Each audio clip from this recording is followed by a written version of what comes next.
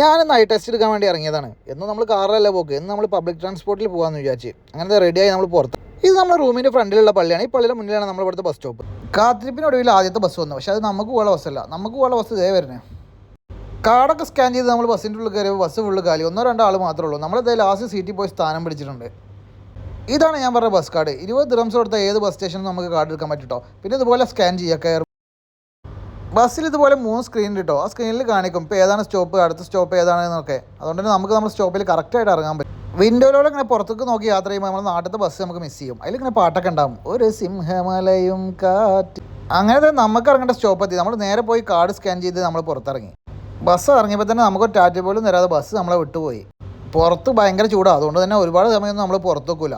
അങ്ങനെ നമ്മളെ ഒപ്റ്റിക്കൽസ് ലക്ഷ്യമാക്കി നമ്മൾ മാളിൻ്റെ ഉള്ളിൽ കയറി ഡോറൊക്കെ തുറന്ന് അകത്ത് കയറിയപ്പോൾ അതേ മാള് ഫുള്ള് കാലിയാണ്. കുറേ നേരം മാളിലൂടെ അങ്ങോട്ടും ഇങ്ങോട്ടും നടന്ന അവസാനം നമ്മളെ സ്പോട്ട് കണ്ടുപിടിച്ചിട്ടുണ്ട്. ഐ ടെസ്റ്റൊക്കെ കഴിഞ്ഞ് നമ്മളിതേ പുറത്തിറങ്ങിയിട്ടുണ്ട്. ഒരു മലയാളി സ്റ്റാഫ് ചെയ്യുന്ന അതിൻ്റെ ഉള്ളിൽ ഓട് നമ്മളോട് പറഞ്ഞു ഇവിടെ വീട്. അങ്ങനെ നമ്മൾ മാളത്തെ പരിപാടിയൊക്കെ കഴിഞ്ഞ് പുറത്തിറങ്ങി. നല്ല വെയിലാട്ടോ, നല്ല ഉച്ച സമയമല്ലേ. നമ്മളെ കണ്ണിനൊക്കെ ഭയങ്കരമായിട്ട് ചൂടടിക്കുന്നുണ്ട്. അപ്പോൾ നമ്മളെ കൂളിംഗ് ഗ്ലാസ് എടുത്ത് വെച്ചു. ഇപ്പോൾ മനസ്സിലായില്ല എന്തിനാണ് കൂളിംഗ് ഗ്ലാസ് വെച്ചിരിക്കുന്നത്. ചൂട് സഹിക്കാൻ വെച്ചിട്ടല്ല, വേറെ ഒന്നുമില്ല.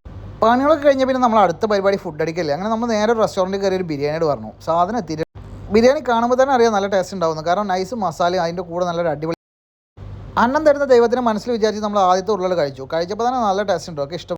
ഞാൻ പ്രാർത്ഥിച്ച പോലെ തന്നെ എനിക്ക് കിട്ടിയ ലെഗ് പീസ് ആട്ടോ. ഞാൻ എപ്പോഴും ലെഗ് പീസിൻ്റെ ആളാണ്. കാരണം ലെഗ് പീസാണ് ടേസ്റ്റ് കൂടുതലുണ്ടാവും ചെസ്റ്റ് പീസിനേക്കാളും. ചെസ്റ്റ് പീസ് കുറച്ച് ക്വാണ്ടിറ്റി മാത്രമേ ഉണ്ടാവുള്ളൂ, പക്ഷേ ടേസ്റ്റ്. അങ്ങനെ ബിരിയാണിയൊക്കെ കാലിയാക്കി നമ്മളത് ആ ടേസ്റ്റുള്ള ഒരു പായസം കുടിച്ച് നമ്മൾ അവിടെ നിന്ന് ഇറങ്ങുക. ഫുഡ് കഴിച്ച് നമ്മൾ നേരെ അടുത്തുള്ള ബസ് സ്റ്റോപ്പ് പോയി വെയിറ്റ് ചെയ്ത്. അങ്ങനെ കുറച്ച് നേരത്തെ വെയിറ്റിനോടുള്ള നമ്മളതേ ബസ് വന്ന് നിന്ന് ഡോറൊക്കെ ഓപ്പൺ ആയി. നമ്മൾ കാർഡും സ്കാൻ ചെയ്ത് നമ്മളൊരു സീറ്റ് പോയി. നമുക്ക് സമയം ഉണ്ടെന്നുണ്ടെങ്കിൽ പബ്ലിക് ട്രാൻസ്പോർട്ടിൽ യാത്ര ചെയ്യാം കേട്ടോ നല്ലത്. ചെറിയ പൈസ കൊണ്ട് നല്ല കംഫർട്ടായിട്ട് ഒരുപാട് ദൂരം നമുക്ക് യാത്ര ചെയ്യാം. ഞാനങ്ങനെ എൻ്റെ ഡെസ്റ്റിനേഷനിൽ എത്തിയിട്ടുണ്ട് കേട്ടോ. ബസ് നിർത്തി കാർഡ് സ്കാൻ ചെയ്ത് നമ്മൾ പുറത്തിറങ്ങി. നമ്മൾ യാത്ര തുടങ്ങിയോടെ തന്നെ നമ്മൾ തിരിച്ചെത്തിയിട്ടുണ്ട്.